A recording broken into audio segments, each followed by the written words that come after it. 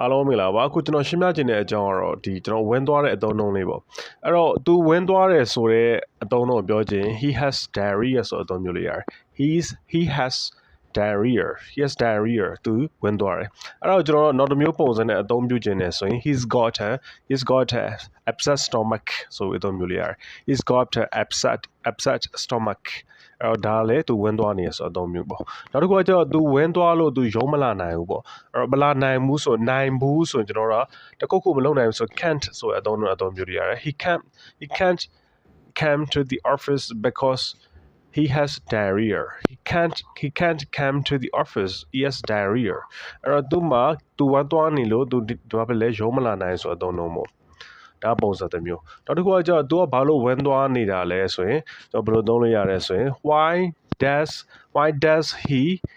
have diarrhea ဆိုတော့ပြောလို့ရတယ် why does he have diarrhea ဒါမှမဟုတ်လေနေကဘာလို့ဝမ်းသွားနေရလဲမင်းကဘာလို့ဝမ်းသွားနေရလဲဆိုရင် why do you have diarrhea ဆိုတော့ပြောလို့ရတယ်အဲ့လိုမျိုးဆိုရင် what's giving you diarrhea ဆိုလဲအသုံးပြုပုံနဲ့လည်းအသုံးပြုလို့ရတယ်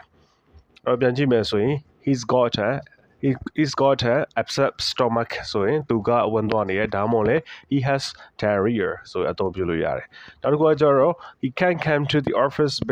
because he has diarrhea အဲ့တော့သူဝမ်းသွားနေတဲ့အတွက်ကြောင့်ဖြစ်လေသူရုံးမလာနိုင်ဘူးဆိုအသုံးလုံးနဲ့အသုံးပြုလို့ရတယ်နောက်တစ်ခုကကျတော့သူကဘာလို့ဝမ်းသွားတာလဲဆိုရင် why does he have diarrhea ဒါမှမဟုတ်လေမင်းဘာလို့ဝမ်းသွားလဲဆိုရင် why do you have diarrhea ဆိုအသုံးပြုလို့ရတယ်ဒါမှမဟုတ်လေ what's giving you diarrhea မင်းဘာလို့ဝမ်းသွားနေတာလဲဆိုပြီးတော့လည်းအသုံးပြုလို့ရတယ်ဒါကဝမ်းသွားတာနဲ့ပတ်သက်ပြီးကျွန်တော်တို့သုံးလို့ရတဲ့ပုံစံလေးပဲဖြစ်ပါတယ်ခင်ဗျအားလုံးအကျိုးရှိမယ်ဆိုရင် comment မှာ useful လို့ရေးသွားလို့ရပါတယ်ခင်ဗျ